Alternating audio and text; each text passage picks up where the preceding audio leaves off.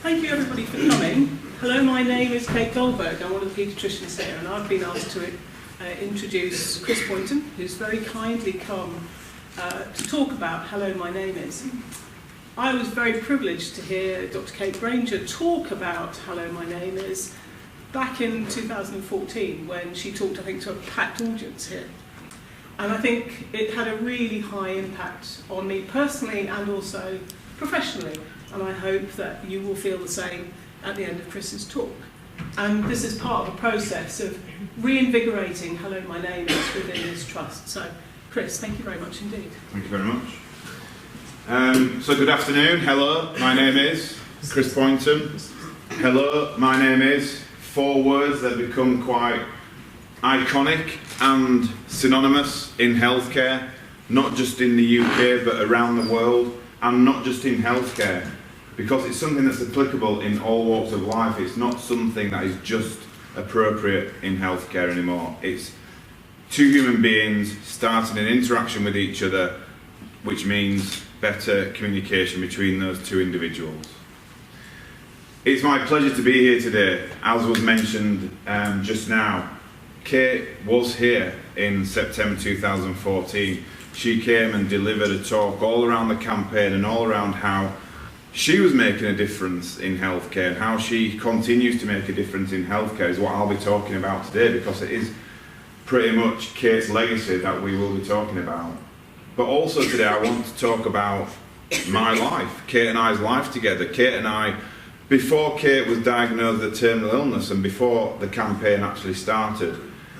And it's something that I'm very precious about, and the work that I now do, which incorporates the campaign, is all around how people can make a difference. So as we talk through today, I want you to actually think about your own lives, and I want you to think about 3 aspects of your own lives. And those 3 aspects are: what's important to you? Where do you see yourself in the next 5 years, the next 10 years? What is your life plan? I'm sure everyone's got some form of life plan. It's where do you see yourself in the next 5, 10, 15 years. The second thing to think about today is what date is important to you in your life. It could be the day you started working at this fabulous trust. It could be the day you got married. It could be the day you gave birth to your first child. It could be a whole combination of things that are important to you in your own life. And the third thing to think about today, and probably the most important part to take away from today's session, is what difference do you want to make in the world? What legacy do you want to leave when you die? Because we're all going to die at some point, but we can all make a difference in some small way. And if we all make a difference in some small way, then you know what? The world will be a better place for everyone. And you guys in the room make a difference every single day. You know, the work that you do in the hospital and in the surrounding areas, you make a difference to people's lives. And I'm truly thankful to people like yourselves who do that, coming from somebody that's not actually medically trained and not working in healthcare. And like I said, it's a huge honour to be here, and it's thanks to Eleanor, who invited me along, you know, following a conversation in January that we had in Manchester, to get me to come, you know, to speak to you guys today. And it's something that I hope will come back again to do the talk again and again, because, you know, you've got 8,000 people that work here. So for me to be able to talk to as many of you guys as I can is a complete honour for myself. So, let's start the story. So Kate and I met back in 2001 on New Year's Eve in a nightclub in Huddersfield, the best town in the world, with the only Premiership club in Yorkshire at the minute, until we get relegated at the end of the season, but we'll gloss over that. Yes, we met in Huddersfield. Kate was 2.5 years into a 6-year medical degree at that point, studying to become a doctor, to look after older people. Her dream was to become a consultant to look after older people.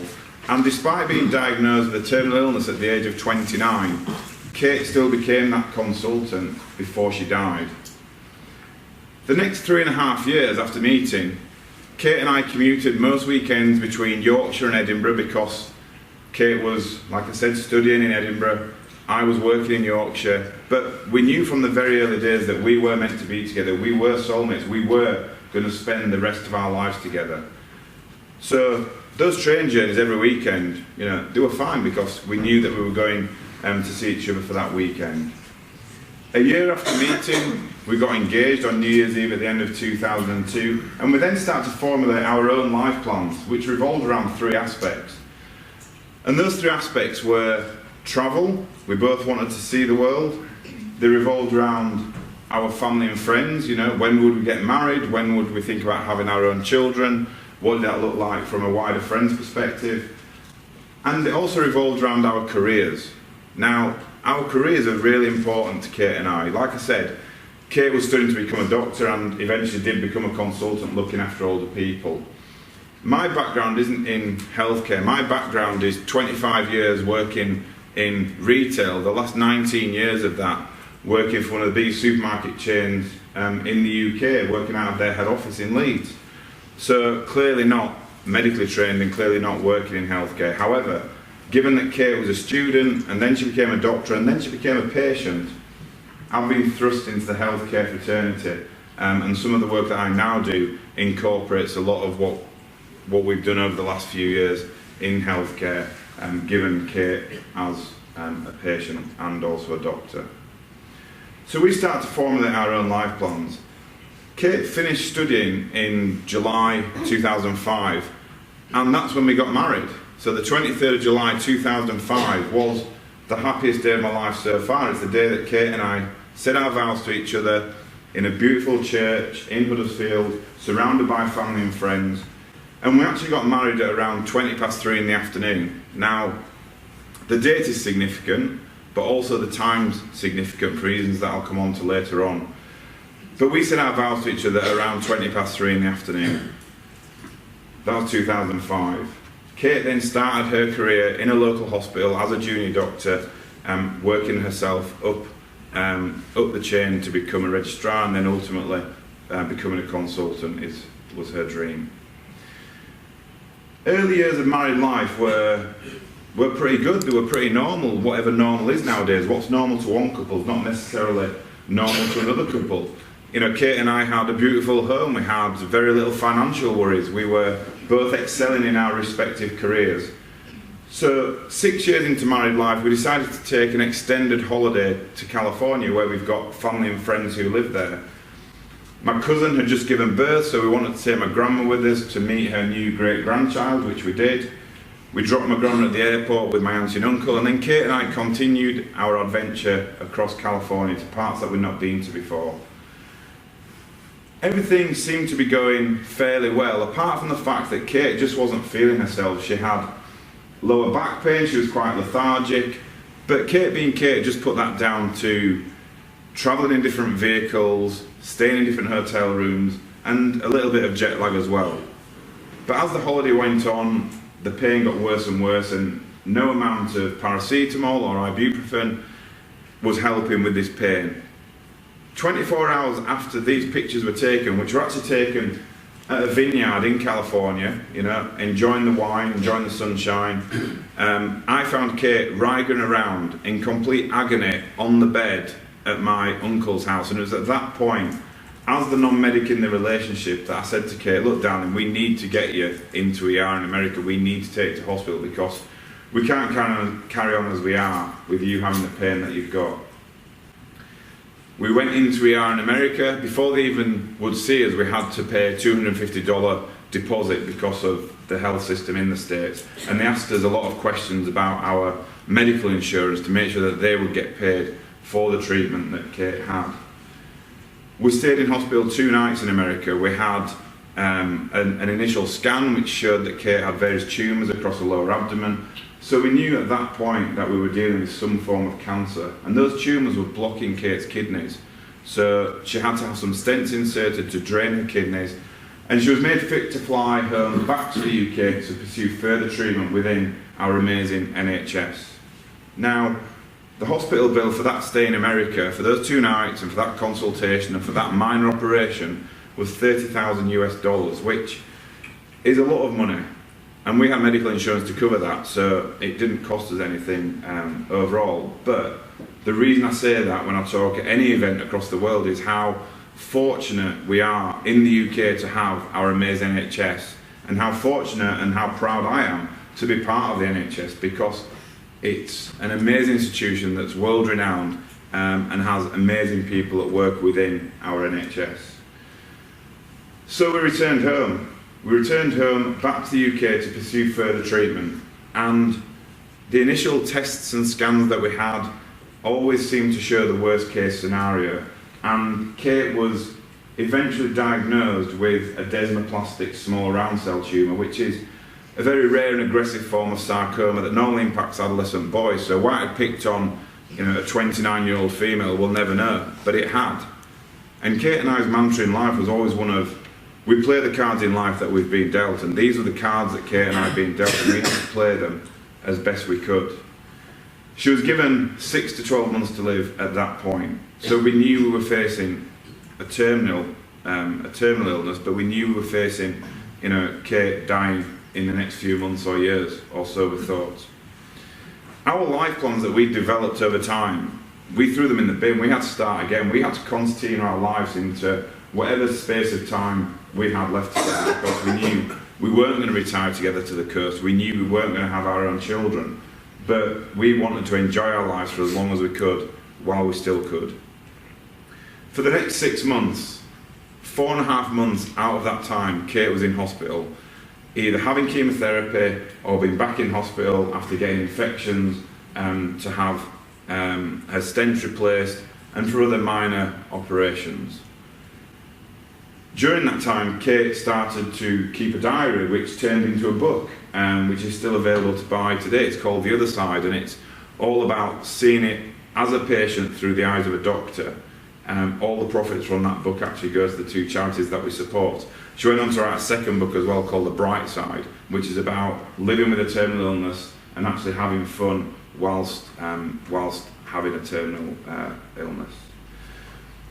New Year's Eve at the end of 2011, Kate and I were in a side room in the hospital watching the fireworks over the city skyline, and we decided at that point that enough was enough for chemotherapy for now, because the quality of life that Kate had versus the quantity of life that we expected Kate to have left were just outbalancing each other. And we decided to stop chemotherapy at that point because we wanted to enjoy our lives. We wanted to tick items off the bucket list, because Kate started to formulate a bucket list while she was in hospital. The first thing on that bucket list that Kate wanted to do was to renew our wedding vows, which we did in early 2012. The second thing that Kate wanted to do on that bucket list was to return to work. She wanted to return to work, to care for other people, to look after older people, and to become that consultant that she'd always dreamed of becoming. She didn't think at that point she'd ever become that, but she wanted to certainly try her best to get to become a consultant. 3 weeks after making that decision on New Year's Eve at the end of 2011, Kate was back on the wards doing the job that she loved to do, looking after older people. The picture there on the right-hand side is Kate proudly wearing her stethoscope round her neck, going back to work 3 days a week, like I said, looking after older people. And it made her, it kept her going for a long time, and it made her so inspiring to many other people, and she started to be asked to go and talk at events around the UK and around the world, all about her journey as a doctor and a patient. And this was way before the Hello, My Name Is campaign started. And as part of that, she started to talk about her own values that meant something to her before the campaign. So Kate came up with 4 key values, and these core values are all around healthcare situations, which she's got examples for. So rather than me now talking about these values, I'm going to let Kate talk for the next 10 minutes or so about these values. Now, the video was taken in 2014, so it was after the conception of Hello, My Name Is, but when we come back from Kate talking, I'll then go through how the campaign started and where it's going. But for now, I'll hand over to Kate. So, hello, my name's Kate. What I thought I'd do with my time today is perhaps tell you about some of my core values as a clinician and a patient, and why those are important to me, and tell you some stories about my experiences and why those core values have emerged in my thinking. And my first core value is communication. Everyone bands around communication being important, but I've really seen what harm bad communication can do as a patient. So if you can, try and put yourself in my position. I'm 29 years old. I know I've got cancer. I think it's confined to my abdomen, so I'm probably expecting to have an operation, then maybe some chemotherapy, and possibly a cure. I'm in a side room in an admission ward. I can hear everything that's going on outside because I'm right by the nurses' station. I'm in pain. I'm alone. And a junior doctor comes to see me to talk to me about the results of my MRI scan that I'd had earlier in the week.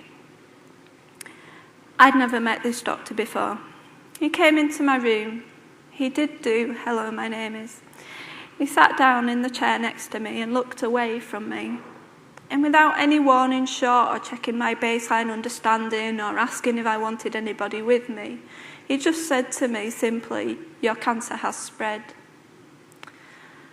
He then couldn't leave the room quick enough, and I was left in a deep psychological distress, with the nurses not knowing what he'd told me, and I never saw him again. I think I'm a little bit, wouldn't like to admit, but a little bit psychologically scarred by that experience. We break bad news in the NHS every single day. It's going on as we speak. But how we do that, we really need to think about what's left with that patient and how they have to live that story. On the converse side, when my oncologist told me my final diagnosis, I had a much better experience. I'd got to know him over the few preceding weeks. He'd asked me if I wanted somebody with me at that point. I didn't. He gently sat down beside me, actually on my hospital bed against the rules, held my hand and gently told me my diagnosis. He then sat in silence and let me take that in and the eventual emotional breakdown that followed. That experience, although probably more devastating news, wasn't as distressing for me as the first experience. My second core value as a clinician, if anyone's heard me speak before, is about the little things. I really think the little things matter when you're a patient, and they're what can make the difference between a good experience and a bad experience. When I say the little things, I mean somebody holding your hand. I mean somebody introducing themselves. I mean somebody sitting down next to you instead of standing over you. I mean somebody taking that extra moment to really listen to your fears and anxieties. I was very sick a couple of months ago, probably the sickest I've been on my journey, and it was a Saturday night and the on-call oncologist came to see me.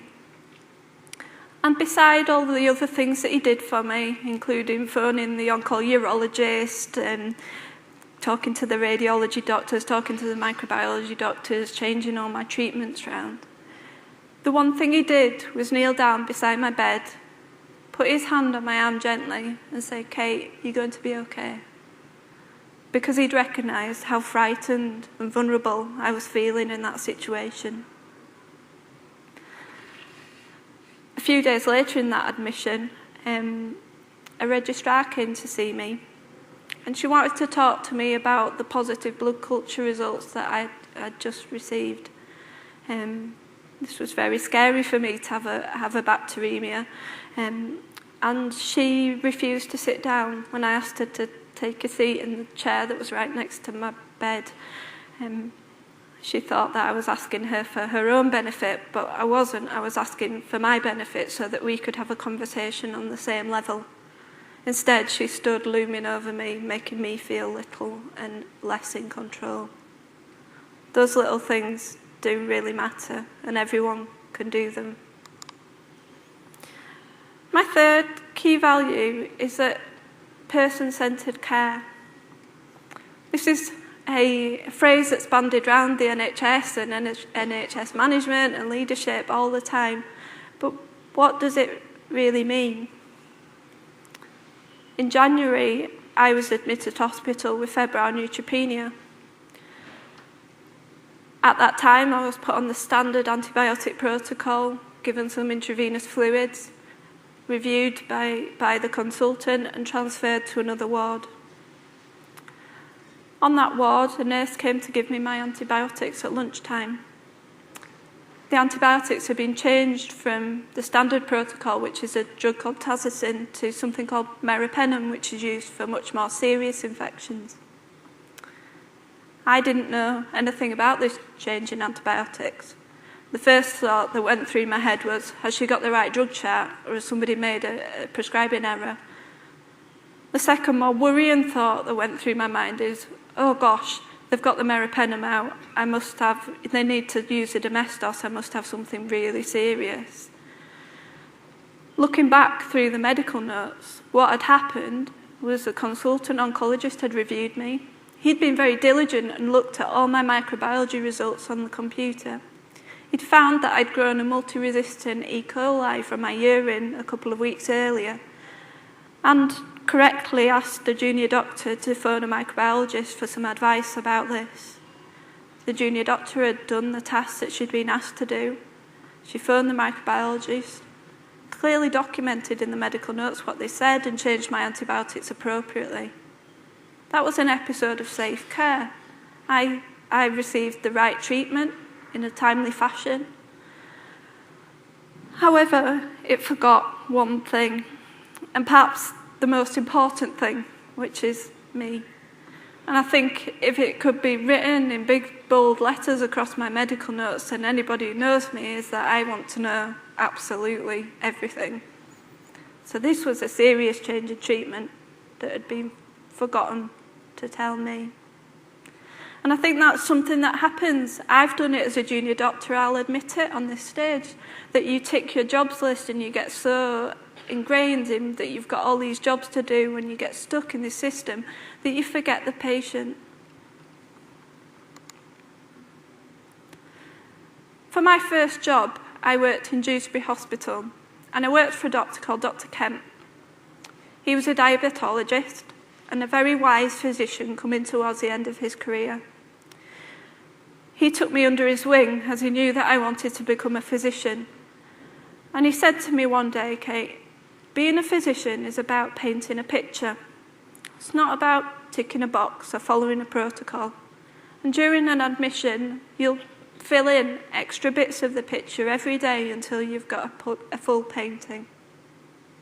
I think that kind of relates to William Osler, who said the same thing many, many years ago. And that links to my fourth key value, which is about seeing me, not just my disease. I've been referred to within earshot by several consultants as that girl with DSRCT. Within one sentence, I've been reduced to just somebody with a rare cancer and nothing else. At a vulnerable time in my life when I was feeling pretty low emotionally anyway, that's not something that I want to hear. I'm much more than just a rare cancer. I'm a wife, a daughter, an auntie to a new baby in a few months. I like to play the flute. I'm an avid baker.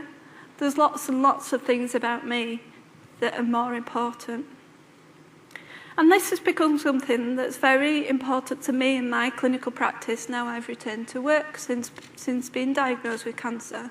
I want to know more about my patients so that I can contextualise their disease within their own lives. And that's extremely important for what I do as an elderly physician. People have got loads of stories to tell you about their lives. I've looked after a gentleman who was an Olympic cycler in his day, and people had written him off as being, too frail to do any more treatment for. But actually, if you asked about this gentleman, he'd been walking up mountains the week before he got ill with his pneumonia. So I fought for his ICU admission and he got better and left hospital. First hand from Kate about the values that we now hold as part of the campaign, and with the real life examples that she gave, really do bring it to life, because these were examples that Kate saw firsthand and experienced firsthand, and she then formulated the values around those experiences, which are still valid today as they were then, and they'll still be valid in many years to come as well. And a lot of trusts across the UK and across the world now use part of those values as part of their own organisational trusts, and are very much embedded within those trusts. Like I said, we also renewed our wedding vows, and this picture is taken from our wedding vow renewal in 2012. So 2012 for Kate and I was a fairly good year. It was one where we were ticking off items off the bucket list. Kate was giving talks across the country about her experiences. We were starting to raise money for the 2 charities that we support, because Kate started to set quite a lot of fundraising targets. We started at £10,000, £20,000 and so on, which I'll talk about in a short while. And then 2013 came, and Kate's cancer returned, and we knew at that point that we would have to make a decision about, do we take on board more chemotherapy or do we not? Given that Kate's chemotherapy was so effective the first time round, we thought we would take on board more chemotherapy. So Kate was back in hospital having this chemotherapy, and it was on the back of one of those experiences when she was back in following an infection, having her stents exchanged, where the Hello My Name Is campaign started. And it was August 2013. Kate and I were in hospital. She was being seen by a variety of people on this one particular day across healthcare. Nurses were coming in to take Kate's bloods, weren't introducing themselves. The consultant came in with their entourage, stood at the end of the bed, looming over Kate, which Kate hated. The porter came to take Kate down to theatre, and a whole variety of other people that worked in healthcare came to see Kate that day. And the only person that actually introduced themselves to Kate and I that day was the porter, and he was called Brian. And he took extra care going through the corridors at the hospital to make sure that the journey down to theatre was as smooth as it could be for Kate. And he was talking about things going on outside of healthcare as well. So he was talking about a recent cricket result that had gone on, because he must have realised that Kate likes cricket. And he was also talking about other things, so the weather, as we always like to talk about in the UK. And, like I said, making Kate feel more like a human being rather than somebody that's in hospital.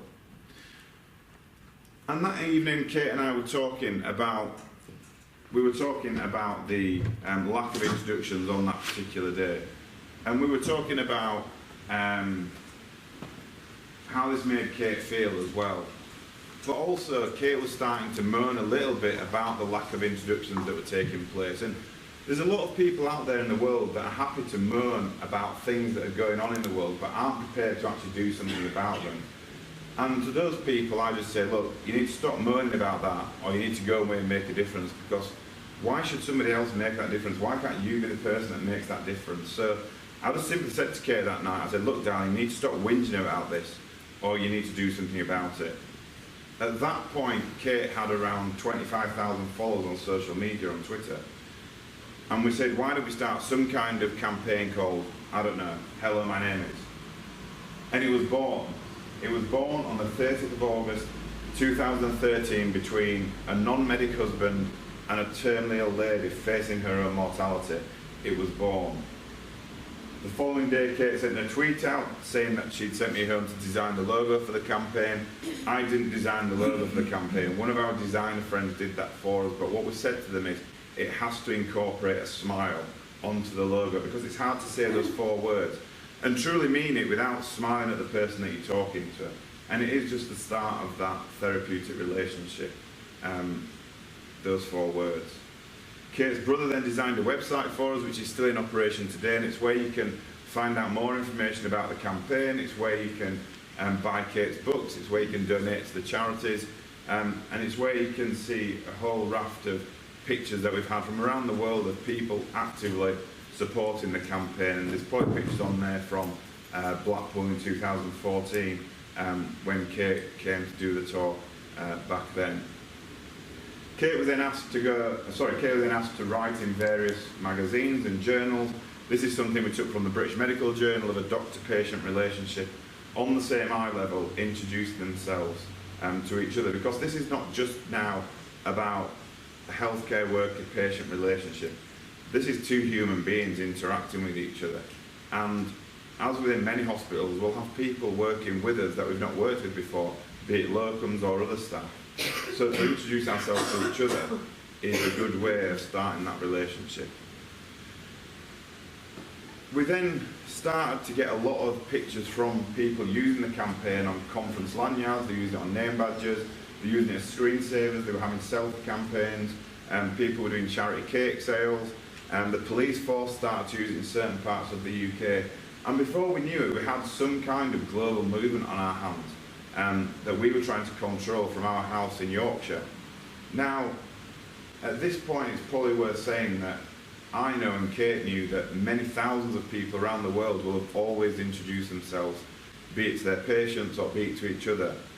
But the amount of response we were getting back from people then, and what we still get back now, where it's not happening and it's not making that difference, means that the campaign was needed then, it's needed now, and it'll be needed for many generations to come, because it is all around that simple introduction that takes very little time to do, but does make such a big difference. We then moved into 2014, and Kate was asked to present a poster at the Quality Forum in Paris in 2014, which she gladly did. And it was here where Kate started to talk about her own legacy, because it was being used by all the keynote speakers on the main stage. She managed to indoctrinate her own healthcare hero, Don Berwick, as part of this conference.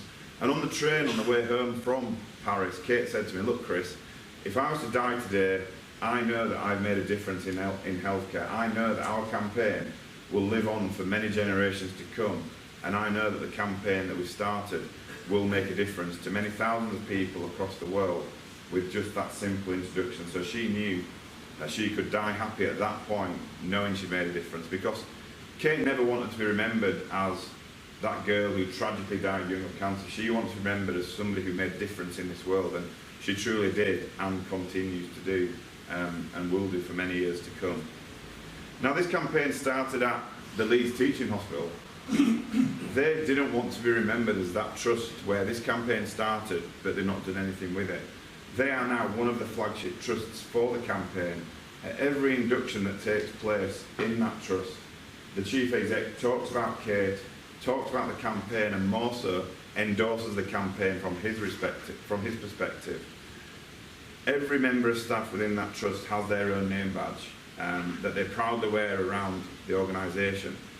And like I said, Julian, the chief exec, endorses the campaign, but what he doesn't do and what other staff don't do is enforce it upon people. It's something that people actively want to do, and it's not something that people should be forced to do. So it shouldn't become some kind of tick box exercise. It's more an endorsement rather than an enforcement from senior members of staff. We also launched a few years ago, because Kate's name has become quite synonymous with compassionate care.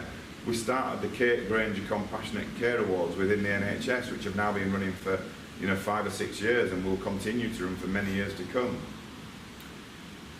These are presented at the annual NHS Expo, and they are presented to individuals, teams and organisations that have gone above and beyond in compassionate care. Now, for me, I think everyone that works in the NHS should get these awards, because everyone does such amazing work for other people. But like within any industry, you have to have those awards to recognise people that go just a bit above and beyond the rest. We've also now got the Global Kate Granger Awards, which I go and present in various places around the world every year. We've got the European Kate Granger Awards, and we've also got Kate Granger Awards within different trusts within the UK and outside of healthcare as well. So we've got organisations that use Kate's name to give outstanding achievement awards to people because of the work that Kate did for other people. And these will continue for many years, like I said, to come as well.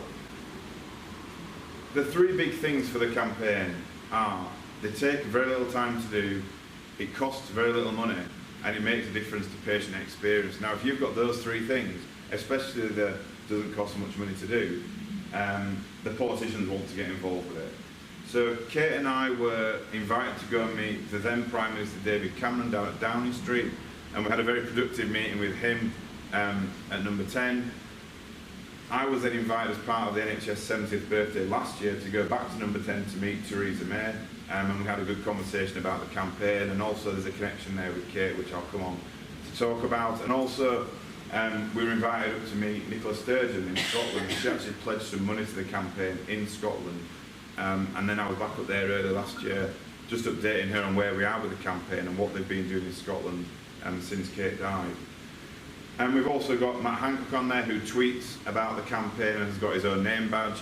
And he wears his name badge when he goes around different hospital trusts some of the time. But when he doesn't wear his name badge, I'm straight on him saying, where's your name badge? Because I don't care who you are. I don't care if you're Matt Hancock, if you're a chief exec, if you're a nurse, porter, whoever. We are all human beings at the end of the day. So it doesn't matter whereabouts in society we may feel we fit. We are all individuals and we are all that human being. And when somebody says to you, oh, I'm just the porter, or I'm just the nurse, or I'm just the analyst, just stop them and say, you're not just anything. You know, we are all important parts of an organisation, because, you know, if we don't have clean operating theatres, then we can't perform surgery. If we don't have good data analysed well, then we can't make right business decisions. So if people say to you, I'm just this or that, just stop them and say, you're not just anything, you're a vital part of this trust. It was also used as part of the government's response to the mid-staffs inquiry as a means of good communication and better compassionate care. And it's also been recognised across the world by various political leaders as well. Now, for me, not being in healthcare, the best way for me to get the message spread around the world is using contacts that I've got to get high-profile business leaders, celebrities and other people to endorse the campaign and be pictured with the Hello, my name is sign. This is just a small selection of people that we've had from, you know, around the world endorsing the campaign, some of which helped tick items off Kate's bucket list. So she wanted to see Kylie Minogue in concert, for example, but, you know, anyone can buy a ticket to see a concert. I wanted Kate to experience the best things in life, and for her, it was to meet Kylie backstage, for her to endorse the campaign, and for them to talk about their own cancer journeys, because obviously she's gone through her own journey as well. So that was my sort of mindset, and everything that Kate wanted to do, I wanted to make sure she got the best experience that she could, because, like I said, she truly deserved to have that. And this is, like I said, just a small selection of people that have endorsed the campaign over recent times. We then relaunched the campaign in 2015, and the 2nd of February we had the relaunch. Kate was actually back in hospital on this day though. So she was back in hospital having chemotherapy whilst the majority of the NHS was getting back behind the campaign in 2015. Kate had to use the nurse's office at the hospital to do radio interviews whilst hooked up to the chemotherapy. She was on her social media all day long, replying to people, tweeting about the campaign, and talking about the campaign. In the evening time, she then went into local TV studios to do some TV work, because she knew that this day was significant in making a difference to other people, because the campaign was in essence being relaunched across the NHS on this one particular day. She was then getting so many requests to go and talk across the country and across the world. We decided to take a week out of our busy schedules, and we did 16 talks in 5 days across the UK. Kate delivered 16 amazing talks, the 16th being equally as good as the first talk. I was the chauffeur, the bag carrier, the logistician behind the talk, but Kate truly was and continues to be the inspiration for the campaign, and inspires me every single day, even now, and inspires many people all over the world, just with her determination to make a difference to other people. And she got recognised for that. So she was presented with an MB from Prince Charles. Kate and I were invited to go and meet the Queen at Buckingham Palace. She was asked to open local schools and colleges. She was the youngest ever person to receive a fellowship from the Royal College of Physicians in London and Edinburgh simultaneously. And this was all truly deserved, but like I mentioned earlier on, Kate never really understood why she was becoming such a high profile and well sought after individual, because she just wanted to make a difference. But she was and is inspirational, and like I said before, continues to be.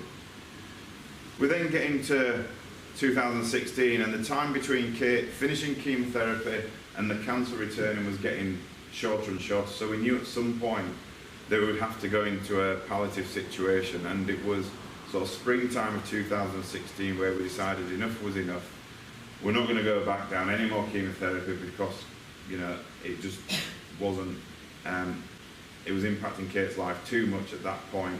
So we decided to move into the St Gemma's Hospice in Leeds, which is an amazing hospice that Kate and I had done 2 talks at in the previous couple of years, and that's the place that Kate decided she wanted to be when she died. We moved into the hospice, but even when Kate was in her last weeks of life, she still set challenges to me and to the campaign. The 2 challenges that she set were, one, to reach £250,000 for charity before she died, and secondly, to get the new Prime Minister at that point, following what happened with Brexit, Theresa May, to endorse the campaign. Now, getting to £250,000 was fairly easy because the generosity of people and businesses around the world got us to that point fairly quickly, and the picture there is Kate and I celebrating reaching £250,000 for the 2 charities that we support. Now, the second challenge was a little bit harder to come by, but you know, through the contacts that we'd amassed over time, we managed to get Theresa May to send a handwritten letter to Kate from Number 10 saying, "Dear Kate, hi, my name is Theresa," and she went on to talk about how proud the country were of what Kate had achieved, but also how proud Kate should be of what she'd achieved for the country and for other people. And like I said, when I was down there last year and talking to Theresa, she remembered writing that letter, and she remembered the story behind Kate as well, so which was testament to her given everything else that's going on in the political world.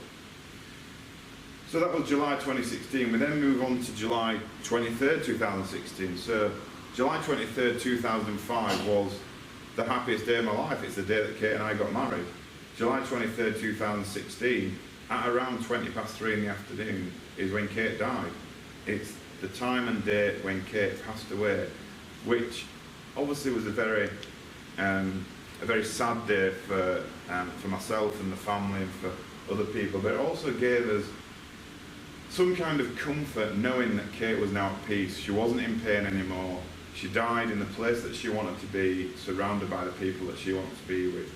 And it was a very peaceful and nice death as far as deaths go, and it was, I think, shows that people are in control to the very end, because the song was on that she wanted to have on when she died. It was our 11th wedding anniversary, and it was around the time when we were saying our vows to each other 11 years previous, so very much in control to the end.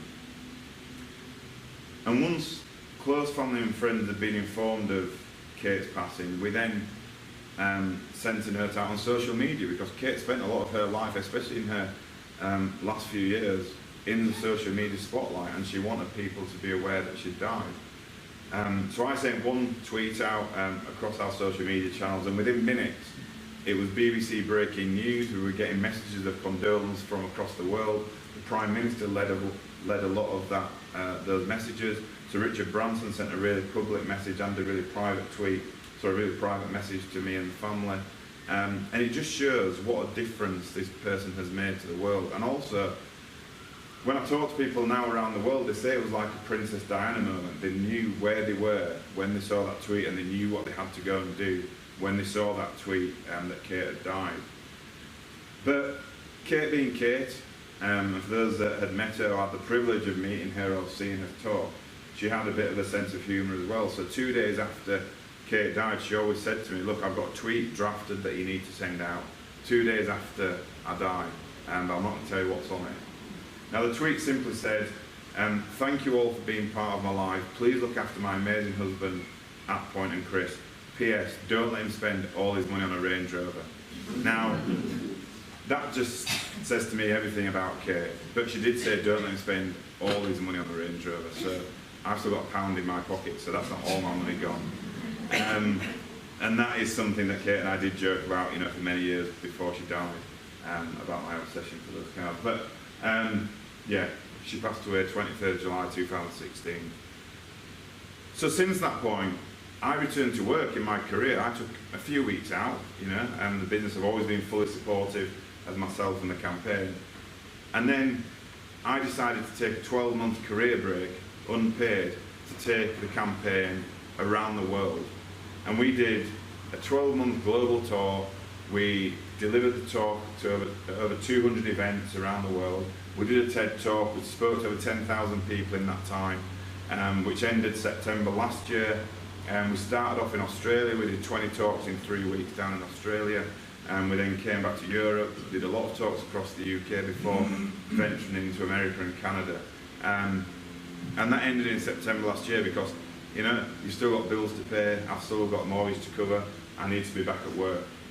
And then in September last year, I returned to my full-time job as a senior buying manager in Asda. I returned to that job doing it in 4 days. I also started to work for NHS England 1 day a week, so I do 45 days a year with NHS England. I then do the campaign on top of that. I'm in the middle of writing a book. We've had a play that's been developed which premiered last year and is now travelling the UK. And we're now operating in over 20 countries across the world through not just myself and others visiting those countries, but just because of the power of social media and also the power of people interacting with each other and spreading the word of the campaign, which I'm truly thankful for, because without individuals doing that, we wouldn't have grown as big as what we have done, which means people wouldn't be experiencing better care on the back of a simple introduction. So yeah, I returned back to work in September. Life's pretty busy at the minute, obviously doing everything that I'm doing. And we've also got various organisations that fully support the campaign with merchandise. So anything that's bought from our website, they have to donate a certain percentage or a certain cash amount to the 2 charities that we support. And those 2 charities now, we've just surpassed £415,000 for those 2 charities. So my target for the end of the year is to reach £500,000 for those 2 charities. And we will reach £500,000 for those 2 charities through the generosity of people and through the other merchandise that we're bringing out. And it's a campaign that's making a difference. So this is just a couple of the feedback forms that we get from people. There's huge amounts of feedback that we get every single day about how it's made such a difference to people across the world. But if this campaign makes a difference to one person anywhere in the world, then all the work that's gone into it, through Kate, through myself and through various other people, including people at the hospital, it's all been worth it, because for that one individual, this could be their only experience of healthcare in their whole lifetime. This could be the only time that they've got that experience, and for us to make that a better experience means it's all been worth it. So I've talked about the campaign, I've talked about Kate and I's life plans, I've talked about, you know, the most important date in my life, which is the 23rd of July. Every year going forward, we will now have the 23rd of July as the International Hello, My Name is Day, and various trusts across the world will be celebrating that day and relaunching in their own ways and celebrating the life and times of Dr. Kate Granger, obviously my wife, who I was privileged and honoured to have in my life for 15 years. And I want my legacy to be one that this campaign is in every country in the world before I die. Now, I'm going to let Kate tell you what her legacy is. And it's a little bit quiet, so hopefully you'll be able to hear it. I'd like my main legacy to be a better NHS that considers patients as people, not just diseases or conditions. And I hope I've managed to achieve that a little bit by making people stop and think about how they communicate with people.